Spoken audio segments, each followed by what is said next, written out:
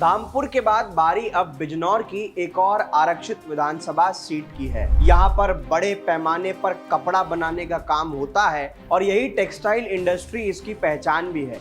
यहाँ पर बने स्कार्फ, स्टॉल, ये सब कुछ विश्व प्रसिद्ध है और ये चीजें लुप्त ना हो जाए, इसीलिए मौजूदा योगी सरकार ने एक जिला एक उत्पाद के नाम से यहाँ पर जो एक प्रोग्राम उनका चलता है, उससे यहाँ की टेक्सटाइल इंडस्ट्री को एक नई जान भी दी है।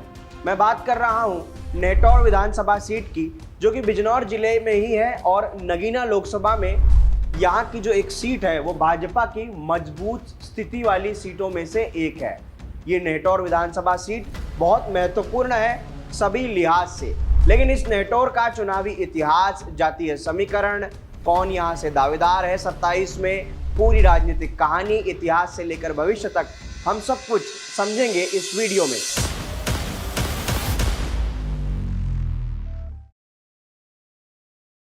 नमस्कार, मेरा नाम आकाश तिवारी है और आप देख रहे हैं डीएनपी इंडिया का खास कार्यक्रम हॉट सीट। दरअसल ये बिजनौर जिले का नक्शा है जिसमें कुछ सीटें मैंने पहले भी आपको दिखाई है और आज हम बात इस नेटौर विधानसभा सीट की कर रहे हैं। अगर आप क्षेत्रफल के हिसाब से देखेंगे तो बाकी जो विधानसभा सीटें हैं बिजनौर की उससे थोड़ी सी छोटी है, लेकिन ये नेटौर की जो सीमा है ये धामपुर विधानसभा से लगती है, नगीना से लगती है, इसकी बात हम पहले कर चुके हैं, नूरपुर विधानसभा से भी लगती है जिसकी बात हम आगे भी कुछ और वीडियो में करेंगे। लेकिन इस विधानसभा पर, इस नेटौर विधानसभा पर पहला जो चुनाव हुआ है वो 2012 में हुआ है, जिसमें बसपा ने बाजी मारी है, बहुजन समाज पार्टी ने। उनके प्रत्याशी ओम कुमार इस नेटौर विधानसभा से पहली बार विधायक बने थे और यूं कहूं कि नेटौर के ही पहले विधायक ओम कुमार थे। उन्होंने समाजवादी पार्टी के राजकुमार राजू को 19,398 वोटों से यहां पर हराया था 2012 में। तब ओम कुमार को 51,379 वोट मिले थे और सपा के राजू को 31,991 वोट मिले थे। लेकिन जो साल 2017 का चुनाव था वहां पर इसमें ओम कुमार ही जीते। हालांकि 2017 में ये भाजपा के लिए सीट अच्छी हुई। क्यों हुई? क्योंकि ओम कुमार जो 2012 में बसपा से जीते थे वो 17 में भाजपा में शामिल हो गए थे। दोबारा इस सीट पर चुनाव में उतरे, भाजपा ने टिकट दिया, विधायक चुने गए, खुद की भी विधायकी रिपीट करवाई, भाजपा के लिए उन्होंने खाता भी खोला।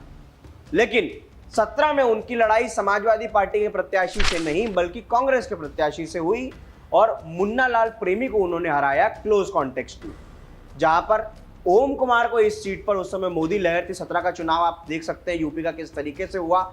17 में ओम कुमार को इस सीट पर 76,444 वोट मिला, तो उनके सामने जो कांग्रेस के मुन्ना लाल प्रेमी हारे, उन्हें 53,493 वोट मिले। ये 17 का चुनाव था। लेकिन अगर हम पिछले चुनाव की बात करें तो पिछला चुनाव भाजपा के लिए बहुत तगड़ा इस सीट पर रहा है।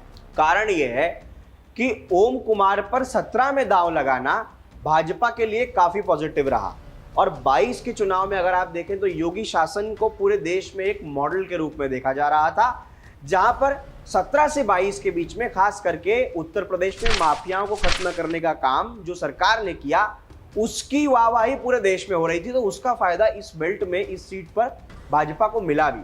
ओम कुमार को ही भाजपा ने तीसरी बार टिकट वहां पर दिया, भाजपा ने दूसरी बार टिकट दिया, लेकिन ओम कुमार तीसरी बार टिकट पे लड़े भी और जीते भी। लेकिन यहां पर 22 में अगर आप यूपी में देखें तो गठबंधन था रालोद का और सपा का, तो उन्होंने रालोद के जो मुंशी राम है उनको क्लोज चुनाव हराया और ओम कुमार तीसरी बार विधानसभा पहुंच गए।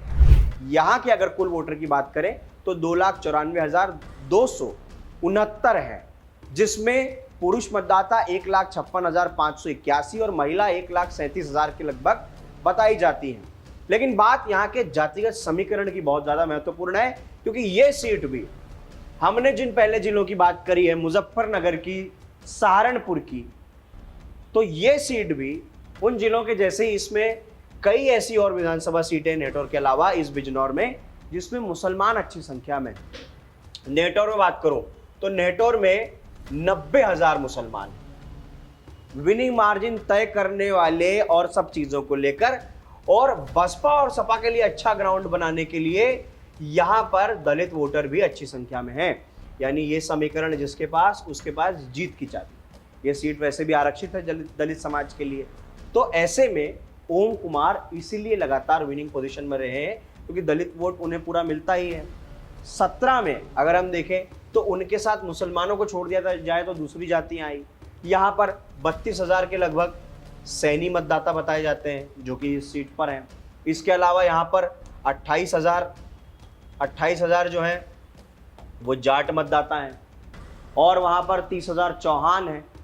हिंदू, ओबीसी और दलित मतदाता जो हैं वो इस सीट पर उम्मीदवारों के भाग्य का फैसला करते हैं। लेकिन अगर यहाँ पर आगामी चुनाव में दावेदारों की बात करें, ओम कुमार है ही, मुंशीराम गठबंधन में थे, इस बार कौन उन्हें टिकट देगा, सपा देगी ये देखना होगा, रालोद के पास जाएगी तो कौन चुनाव लड़ेगा ये भी देखना होगा। इसके अलावा एक नाम और यहाँ पर है प्रिया सिंह, और भी कुछ नाम है जो कि हो सकता है कि 27 में अपनी दावेदारी करें। अगर आप नेटौर से हैं, इसके आसपास से किसी विधानसभा सीट से हैं, बिजनौर जिले से हैं, नगीना लोकसभा से हैं, और अगर आप यहाँ की हमको कोई भी जानकारी देना चाहते हैं तो कमेंट बॉक्स में जरूर बताइए। तब तक के लिए मैं आकाश आपसे ले रहा हूँ विदा। देखते रहिए DNP इंडिया।